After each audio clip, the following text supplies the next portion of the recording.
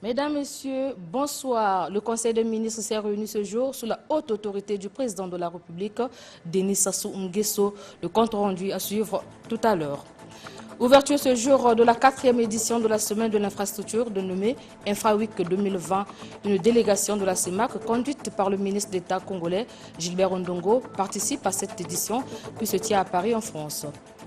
Visite du laboratoire des tests express au coronavirus et de l'ensemble du circuit de contrôle à l'aéroport Agostino Neto. Visite qui a permis à Jacqueline Lydia Mikolo de se rendre compte de l'effectivité de la gestion de la pandémie à coronavirus sur ce site. Lancement des opérations de certification des ménages de Gomboma par la ministre Antoinette Ndinga-Nzondo. Des ménages qui vont bénéficier de l'allocation d'urgence Covid-19 fixée à 50 000 francs CFA. Célébration ce jour 5 octobre de la journée mondiale de l'enseignement. Les syndicalistes congolais de l'enseignement se sont retrouvés pour réfléchir sur les différents problèmes qui entravent la bonne pratique de ce métier. Voilà, bienvenue au journal, mesdames, messieurs. Ce journal part de Paris en France où s'est ouvert aujourd'hui la 4e édition de la semaine de l'infrastructure week-end 2020 à laquelle prend part une délégation de haut niveau de la CEMAC conduite par le ministre congolais d'État Gilbert Ondongo. Devant la presse, Gilbert Ondongo a délivré son message axé sur la vision de la CEMAC en participant à cette grand-messe des infrastructures. Reportage Ben Opena. La recherche des financements pour la réalisation des projets intégrateurs, c'est le mobile de cette offensive internationale que mène la CEMAC à Paris, où se tient cette conférence internationale sur le développement des infrastructures. Après sa communication spéciale lors de la session inaugurale ouverte ce matin, le ministre d'État congolais, ministre de l'économie, de l'industrie et du portefeuille public, président du comité de pilotage du PREF CEMAC, Gilbert Ondongo, se livrant à la presse, a décliné le bien fondé de cette mission. Nous avons ensemble retenu 12 projets intégrateurs au départ. Nous en sommes à 10 parce que 2 autres ont déjà trouvé des financements. C'est un choix des chefs d'État, des 6 chefs d'État. Et c'était pour faire avancer l'intégration physique et commerciale de notre sous-région. Il se trouve que c'est évalué à un peu plus de 4 milliards d'euros que nous n'avons pas. Nous sommes obligés de les chercher. Il faut les chercher où? Il faut les chercher là où on peut les trouver. Et ici en Europe, il y a sans doute des investisseurs qui pourraient être intéressés. Nous sommes venus pour leur dire, voici nos ambitions. Voici le coût de nos ambitions. Voici ce que nous avons déjà pu mobiliser. Est-ce que ça vous intéresserait de nous accompagner dans cette histoire? Nous vous donnons toutes les garanties nécessaires pour que vous ne fassiez pas des mauvais investissements dans notre sous-région. Pour le ministre d'État, il faut aller droit au but. Le plus important, c'est que les décisions se prennent par la suite, qu'ils viennent, qu'on discute et que se mettent en place les financements pour nos projets. Toutefois, le ministre d'État, par sa détermination et surtout celle des chefs d'État pour le développement économique de la zone CEMAC, se veut optimiste. Pour ce qui nous concerne, nous mettons tous les atouts de notre côté afin qu'elle puisse se dérouler au mieux en novembre à Bruxelles.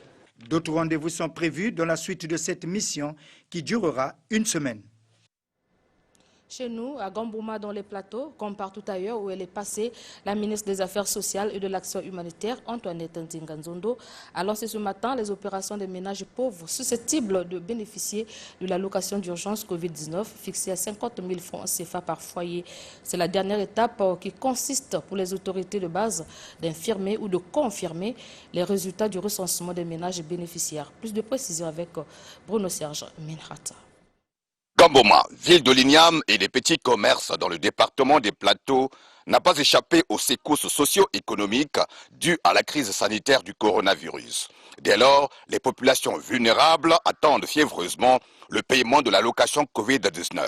On était à la maison pendant 3 mois, les gens souffrent, mais l'argent n'a pas juste encore, on attend toujours. Au terme d'un processus ayant intégré le recensement et le traitement des données concernant les familles susceptibles de bénéficier de cet appui financier de 50 000 francs CFA par foyer, les statistiques ont été rendues publiques. Les données reçues et traitées, c'est 3 443 ménages en détresse sociale ou ménages très pauvres, 1700. Les ménages pauvres vulnérables, 268. Les ménages en contentieux, 1255.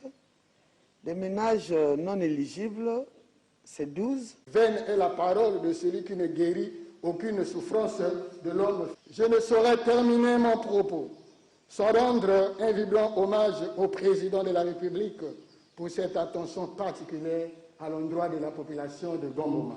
De même, vous êtes désormais notre mère, Mama Yaba Moussiti. Pour sa part, Antoinette Dingazondo invite à un travail efficace et objectif. Donc, c'est votre responsabilité. Mais votre travail, vous le faites en toute indépendance, toute autonomie, liberté d'organisation, de fonctionnement. Pour Gamboma, les enquêtes ont établi que 113 ménages ont déjà été servis et 95 se sont fait inscrire plus d'une fois. Le procureur de la République près le tribunal de grande instance de Madingu, Casimir Roussel Makaya, vient d'ouvrir une information judiciaire contre les agents de la force publique soupçonnés d'avoir porté des coups et blessures qui auraient entraîné la mort de mademoiselle Merveille Banzonzela Bouana Ankaï. Découvrons la teneur de cette déclaration. À la suite des événements survenus en Kaï, dans le département de la Bouenza, et qui auraient entraîné la mort de mademoiselle Banzonzela Bouana Merveille, une enquête sur mes instructions a été diligentée par les services départementaux de la police judiciaire de la Bouenza, en sigle SPJB. Les agents de l'ordre, soupçonnés d'avoir porté des coups et fait des blessures qui auraient entraîné la mort de mademoiselle Banzonzela Bouana Merveille, sont actuellement gardés dans les locaux disciplinaires et sont mis à la disposition de la justice. Une information judiciaire a été ouverte devant le magistrat instructeur du tribunal de grande instance de Madingu qui, sans désemparer, a commencé son instruction. Sur nos réquisitions également, le service d'hygiène a procédé à l'examen externe du corps de la nommée Banzonzela Bouana Merveille. Le rapport du service d'hygiène est versé au dossier de la procédure. Les ayants droit de la nommée Banzonzela Bouana Merveille et les différents témoins seront entendus. Les agents de l'ordre concernés vont être interrogés. Fait au parquet de la République de Madingu le 5 octobre 2020, le procureur de la République. La ministre de la Santé et de la Population, Jacqueline Lydia Mikolo, est allée s'assurer de l'effectivité de la gestion à la pandémie à coronavirus au niveau de l'aéroport Antonio Agostino Neto de Pointe-Noire. Une gestion qui devient effective justement avec la mise en place d'un laboratoire de tests de détection rapide des cas Covid. Reportage Na Koutam Baba. Un circuit de contrôle de passagers au départ et à l'arrivée de vols nationaux et internationaux. Des points de prélèvement ainsi qu'un laboratoire d'analyse des différents tests Covid effectués dans l'enceinte aéroportuaire. Telle est la matérialisation de la gestion de la pandémie du Covid-19 au niveau de l'aéroport Antonio Agostino Neto de Pointe-Noire qui a reçu la visite de la ministre de la Santé, venue s'enquérir de l'effectivité de la batterie des mesures mises en place pour lutter contre l'importation de nouveaux cas de coronavirus en République du Congo. Il est question pour nous, après avoir fait un travail important au niveau du gouvernement, au niveau de tous tous les personnels de santé qui a travaillé pendant tous ces mois-ci pour que le Congo soit un pays où la pandémie est presque maîtrisée. Nous contrôlons aujourd'hui la pandémie dans notre pays.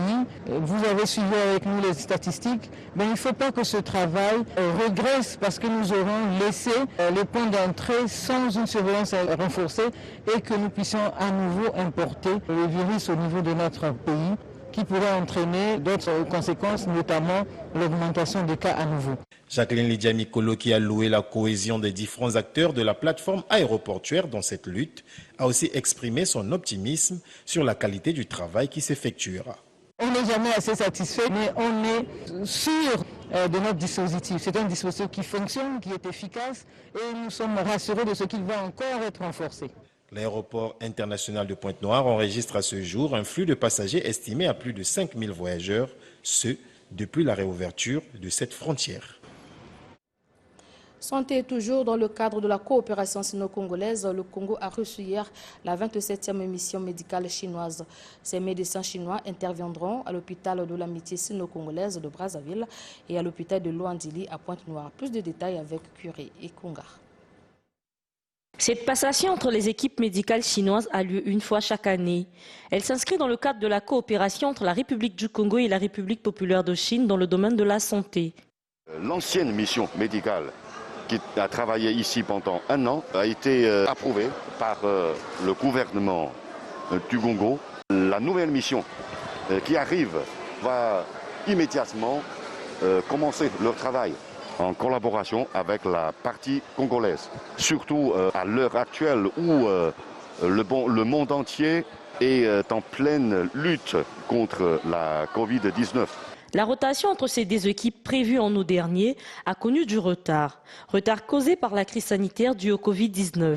À cet effet, le directeur de cabinet Florent Balandamio, représentant la ministre en charge de la Santé, Jacqueline Lidia-Mikolo, a salué l'implication de la Chine au Congo dans la lutte contre la Covid-19. La coopération en matière de santé entre la partie chinoise et la partie congolaise est au niveau très élevé. Cette coopération nous aide à lutter efficacement et d'une façon efficiente contre la Covid.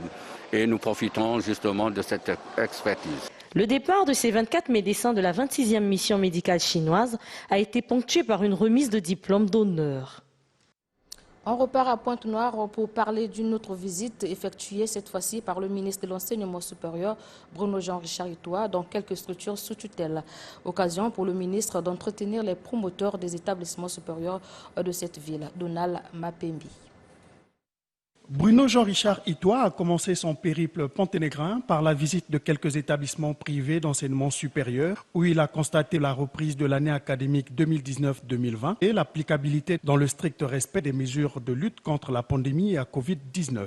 J'ai souhaité venir à Pointe-Noire, m'assurer que la reprise académique est effective et surtout des conditions dans lesquelles cette reprise académique a lieu. Nous serons intransigeants sur le respect de ces mesures de sécurité sanitaire, que tout contrevenant à ces mesures sera sanctionné. Au lendemain de cette ronde, le ministre de l'Enseignement supérieur a porté le message du gouvernement aux promoteurs et responsables des établissements privés sous tutelle. Le plus important, c'est que nous restions en vie, nous préservions la santé, qu'à la condition que cela ne constitue pas le moindre risque sanitaire pour les apprenants, pour les enseignants, pour le personnel administratif et d'encadrement, mais aussi bien sûr pour les populations au milieu desquelles tous ces acteurs vivent. Nous n'avons pas les moyens de nous permettre de provoquer une flambée. Prenant bonne note, le président du collectif des promoteurs a dit au nom de ces derniers qu'il respectera toutes les mesures en épinglant au passage un mal. Soyez-en rassurés, monsieur le ministre. Toutes les mesures édictées seront respectées. Profitant de votre présence parmi nous, nous souhaitons vivement que vous soyez une fois encore notre interlocuteur au sein du gouvernement pour des mesures d'accompagnement aux plans économiques. Le ministre a à son tour précisé l'engagement du gouvernement. Aussi, il a informé son auditoire de la mise en place dans les prochains jours d'un protocole sanitaire conjoint avec le ministère de la Santé. 7 établissements de la ville Océane ont reçu des mains du ministre leur agrément définitif. Bruno Jean-Richard Itoa a bouclé son séjour de travail à Pointe-Noire en rappelant à ses interlocuteurs que la rentrée académique 2020-2021 est fixée au mois de février prochain. Éducation toujours à Brazzaville, cette fois-ci, le comité de pilotage de l'université Denis Sassou Nguesso a entretenu les bacheliers des lycées d'excellence. Cette rencontre à laquelle était associé le ministère de l'enseignement primaire, secondaire et de l'alphabétisation a eu pour objectif de fixer les futurs étudiants sur les modalités d'accès dans cette université qui va commencer avec 3 établissements parmi lesquels l'Institut supérieur des sciences géographiques et environnementales et l'Institut supérieur d'architecture, urbanisme, bâtiments et travaux publics. L'ouverture est prévue dans 2 semaines. Jean Bataladieu. Comment accéder à l'université Denis Sassou Nguesso sur titre ou par voie de concours? La question est à l'étude. Le comité de pilotage lui a vanté les opportunités de formation de la seconde université du Congo qui s'apprête à ouvrir ses portes. Pour cette première année académique, elle compte sur 3 établissements, notamment la faculté des sciences. Les frais d'études en première année de licence s'élèvent à 25 000 francs CFA par semestre, 35 000 francs CFA en deuxième année de licence. 75 000 francs par semestre en master et 150 000 francs CFA en doctorat, mais une ouverture progressive de niveau d'études et les candidatures sont attendues. Beaucoup de spécialités qui sont proposées aux étudiants et donc ils pourront se spécialiser, ils pourront se professionnaliser et donc s'arrêter en licence, s'arrêter en master sans avoir besoin d'aller juste en doctorat. Précieux qui orne la faculté des sciences, la nouvelle université y voit une chance pour les bacheliers. Ce sont des nouvelles formations pour compléter celles qui sont déjà à l'université Marien Ngouabi. Cette université est la bienvenue cette année, vu les conditions que nous connaissons de l'université Marien Ngouabi. Nous savons que chaque année, nous enregistrons des milliers d'admis au baccalauréat. Cette fois-ci, je pense que cette université pourra quand même apaiser tant soit peu les problèmes d'éducation au milieu scolaire. Si le transport est une vraie épine dans les baux des Congolais, le logement et la restauration constituent bien d'autres préoccupations pour ces futurs étudiants. Justement, 3 établissements seront ouverts à l'université Denis Sassou Nguesso au titre de l'année académique 2020-2021. La campagne de sensibilisation et d'information des nouveaux bacheliers et anciens étudiants a pris fin ce jour. Campagne organisée depuis le 28 septembre dernier par le comité de pilotage de cette université. Nelson Anza. Pour cette année académique 2020-2021, 3 établissements vont ouvrir leurs portes à l'université Denis Sassou Nguesso, à savoir la faculté des sciences, l'Institut supérieur d'architecture, urbanisme, bâtiments et travaux publics, y compris l'Institut supérieur des sciences géographiques, environnement et aménagement. Cette université-là se veut une université vraiment d'excellence. Normalement, dans les conditions optimales d'entrée, cela se fera sur concours. Mais au niveau du comité de pilotage, donc la faculté des sciences offre 4 disciplines, à savoir la physique, la chimie, les maths et la biologie. Et ces formations s'intègrent dans le système LMD. Les participants à cette campagne d'information ont donné leur avis. C'est un moyen au fait pour nous orienter aussi, comme nous sommes des nouveaux bacheliers. Et j'ai aimé leur façon de présenter l'université et les filières qui sont présentées. Et je pense bien que je serai là-bas. Il y a beaucoup au niveau de la construction et j'apprécie aussi ça au niveau des choses qui se trouvent là-bas par rapport à l'université Marien Ngouabi. À l'issue de cette campagne d'information, le comité de pilotage de l'université Denis Sassou Nguesso communiquera au sujet du début des inscriptions. Je l'ai annoncé, l'humanité célèbre ce 5 octobre 2020 la journée de l'enseignement au Congo. L'Union syndicale des enseignants a organisé une réflexion sur les différents problèmes qui freinent la bonne pratique de ce métier, entre autres le non-recrutement des enseignants bénévoles. Herman Babissa. Enseignants en temps de crise, façonneurs de l'avenir, c'est sous ce thème que cette journée a été célébrée par l'Union syndicale des enseignants du Congo. Après avoir rendu hommage au personnel enseignant qui ont un grand rôle à jouer dans le processus de l'évolution du Congo par la formation des cadres, l'USEC a plaidé aussi pour le bien-être des enseignants. La situation générale de l'enseignant au Congo est une situation médiocre. Vous avez suivi ici comment les collègues viennent de décrire les peines que vivent les enseignants à travers la République. Certains sont aujourd'hui à 20 ans de services faits, mais non intégrés, comme bénévoles, comme prestataires. Aujourd'hui, nous avons des collègues finalistes. Depuis qu'ils ont terminé leurs études à l'ENI, à l'ENS, au CETEF, ils ne sont jamais recrutés, malgré les efforts fournis. Les collègues qui ont travaillé il y a 2 ans, 5 ans, 10 ans après le recrutement, ils devraient bénéficier de ce qu'on appelle par le paiement de rappel de son activité. Cet argent n'est jamais payé. Depuis 2014, pour prendre le cas échéant. Aujourd'hui, les enseignants fonctionnaires ne sont même pas avancés. Certains vont même à la retraite, parfois encore au premier échelon. C'est une situation médiocre. Au cours de cet échange, les responsables de cette organisation syndicale ont exhorté les enseignants à plus de responsabilités, car ces derniers ont des droits et devoirs. Par la même occasion, ils ont salué les efforts consentis par le gouvernement pour avoir sauvé l'année scolaire 2019-2020. Pour clôturer ce chapitre d'éducation, je vous emmène à l'école militaire préparatoire Général Leclerc, où les 50 élèves admis au CEP et au concours d'entrée à cette école d'excellence au titre de l'année 2019-2020 ont été accueillis hier dimanche par le commandement de cette école. Comme à l'accoutumée, ces élèves ont été soumis à de divers contrôles. Reportage et Doxy Chantal Madzoba. Les 50 élèves de 6e admis au concours d'entrée à l'école militaire préparatoire Général Leclerc ont franchi ce dimanche la porte de cette école d'excellence. Pendant 7 ans, ils vont suivre une formation scolaire et civique d'excellence. Accompagnés de leurs parents, ces élèves ont été soumis à de multiples contrôles. J'ai choisi d'étudier ici pour devenir un jour médecin-colonel. Cette rentrée se fait dans un contexte tout particulier et les mesures sanitaires ont été renforcées. Nous enseignons aux enfants dès leur arrivée. Vous voyez, avec moi j'ai le personnel. Nous allons prendre le temps à expliquer encore. Je sais que les parents ont dû expliquer aux enfants, mais nous prenons le temps d'expliquer aux enfants qu'est-ce que la maladie, comment se prévenir contre cette maladie. Après leur contact avec l'équipe des médecins, ils se dirigent vers le magasin d'habillement pour la dotation en effets essentiels. Quelques instants après, les voici en uniforme et installés dans leur dortoir par leur chef de chambre. Ils posent pour la postérité devant la statue du général Leclerc.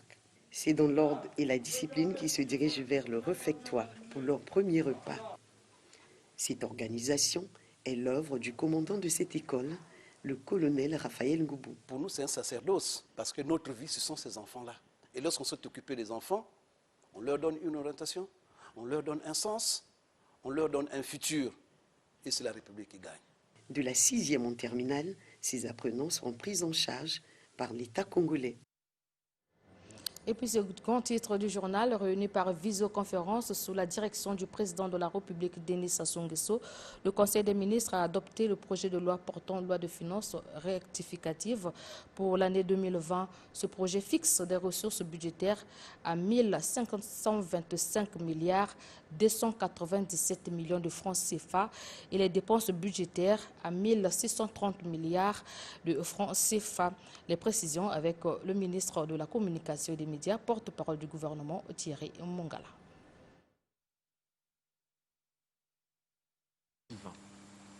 Les estimations révisées s'appuient sur des hypothèses réalistes, tant du point de vue des paramètres du secteur pétrolier, soit une production de 119 millions de barils, avec un prix du baril de 38 $ américains, un taux de change de 580 francs CFA pour $1, ainsi que de ceux du secteur non pétrolier.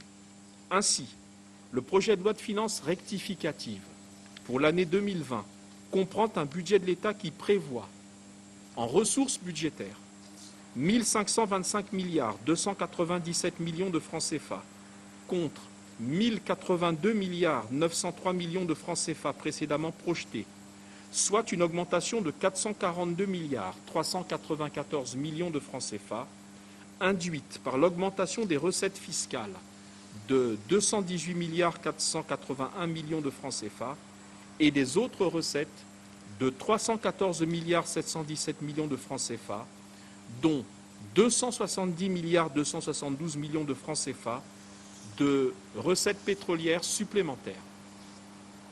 En dépenses budgétaires, le projet de budget rectificatif prévoit 1630 milliards de francs CFA contre 1862 milliards 643 millions de francs CFA, soit une diminution de 232 milliards 643 millions de francs CFA. Les dépenses du budget général sont en forte baisse de 151 milliards 839 millions de francs CFA, en lien avec le recul des investissements évalué à 165 milliards de francs CFA, et ce en raison de la faible mobilisation des financements extérieurs et de la réduction des charges financières de la dette de 24 milliards 339 millions de francs CFA. Toutes ces baisses n'ont pu être compensées par l'augmentation du niveau des transferts de 30 milliards de francs CFA et de celles enregistrées sur les autres dépenses, notamment les anciennes charges communes, de 10 milliards de francs CFA. Le Conseil des ministres a également adopté le projet de loi portant loi de finances pour l'année 2021. Pour les précisions, suivant une fois de plus le ministre de la Communication et des Médias, Thierry Imongala. Le projet de budget pour l'année 2021 se décline ainsi qu'il suit. Les ressources budgétaires sont projetées à 1846 milliards 109 millions de francs CFA contre 1525 milliards 297 millions dans le budget 2020 réajusté, soit une augmentation de 21%. Ces ressources comprennent entre autres des recettes fiscales de 686 milliards 300 millions de francs CFA, dont impôts et taxes intérieures, 576 milliards 331 millions de francs CFA, droits de douane, 110 milliards de francs CFA. Des dons, legs et fonds de concours pour 45 milliards de francs CFA. Des cotisations sociales reconduites à hauteur de 53 milliards 490 millions de francs CFA. Des autres recettes de 1061 milliards 288 millions de francs CFA, dont la redevance forestière à hauteur de 3 milliards 700 millions de francs CFA, les recettes pétrolières pour un montant de 1027 milliards 119 millions de francs CFA, les recettes minières pour 500 millions de francs CFA, les dividendes à hauteur de 3 milliards de francs CFA, enfin les droits et frais administratifs et autres à hauteur de 27 milliards de francs CFA.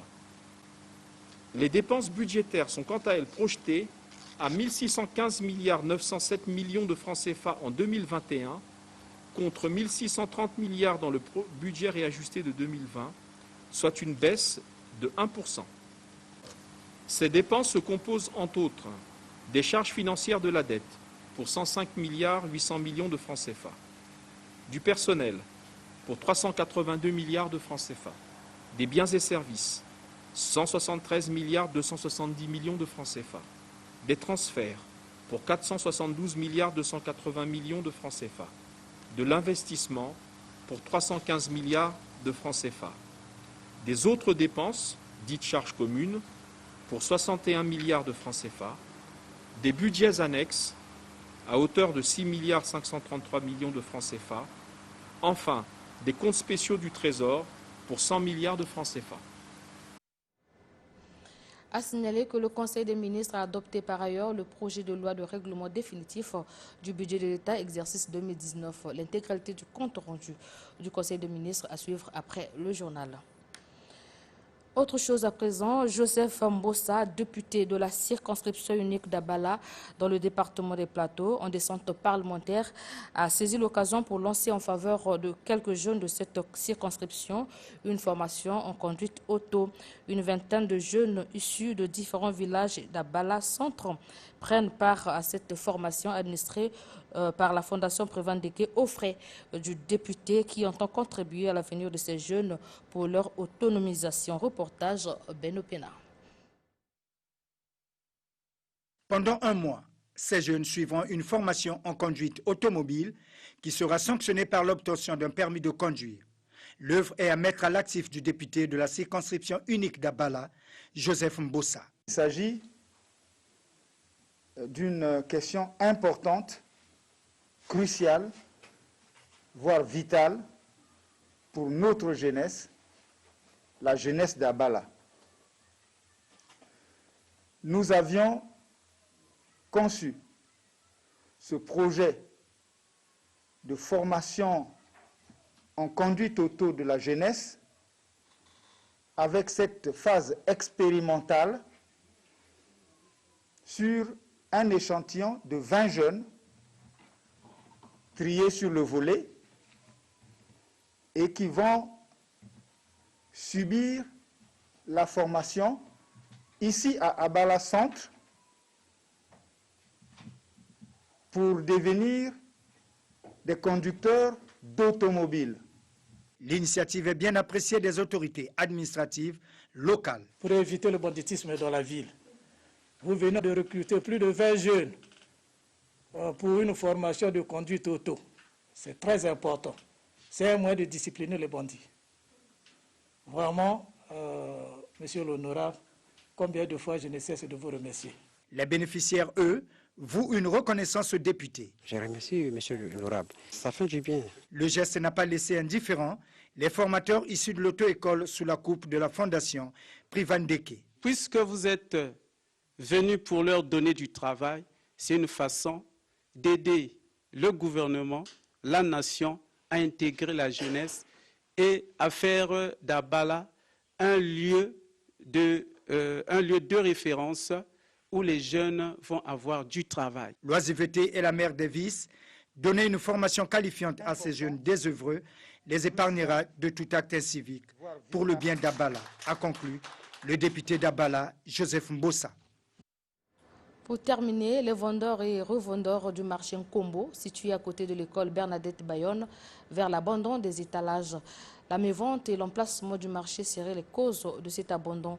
Les équipes des reporters de Télé Congo, conduites par Derek Makibo et Modeste Ondaï, étaient sur les lieux pour un constat à suivre plus tôt. Nous sommes au marché de Nkombo, non loin de l'école Bernadette Bayonne. Ce marché est resté plusieurs années sans être occupé par les vendeurs à cause de l'insuffisance de place. Quelques mois après son occupation, ce marché voit ses étalages abandonnés pour des raisons, semble-t-il, de mévente dues à l'emplacement de celui-ci, à en croire certains vendeurs. D'autres évoquent le manque d'arrêt de bus et la création tout autour des marchés de fortune. Il y a trop de petits marchés et donc les gens ne veulent pas venir. Le premier jour, lorsqu'on était là, il y avait au moins de l'engouement. Mais depuis là, les gens ont constaté qu'il y a peu de la clientèle. Voilà pourquoi, petit à petit, les gens s'en vont. Et les occupants ne viennent pas parce qu'il n'y a pas de clients. On est en train de demander à les autorités de nous faire un arrêt de bus ici, là, et déguerpir les petites marchés, là, de ramener ça ici, là. Chaque jour, je peux venir ici le matin à 6h et repartir chez moi le soir. Je ne peux revendre au moins 500 ou un petit 1000 francs dans la poche. Les vendeurs et vendeuses qui ont abandonné leurs étalages au profit des marchés parallèles, créent ça et là, se disent faire de bonnes affaires. C'est notre décision, quoi. Il faut qu'on puisse nous mettre un arrêt de bus tout juste à côté du marché pour bien vendre. C'est un prétexte, a dit en substance l'administrateur maire de Djiri. On ne peut pas quand même à chaque marché mettre le bus, surtout que les bus sont privés. Hein. Nous n'allons pas obliger les responsables des bus pour aller vers les marchés. Moi, je trouve que ça, c'est des prétextes. Hein. On va réglementer les choses. Je crois que ça devrait bien marcher. Il faudrait que les gens rentrent dans les marchés. Même quand vous allez à Thomas Sankara, le phénomène est le même. Les gens vendent dans la rue, même dans les brouettes. Ils abandonnent les tables. Vous croyez qu'on va continuer comme ça?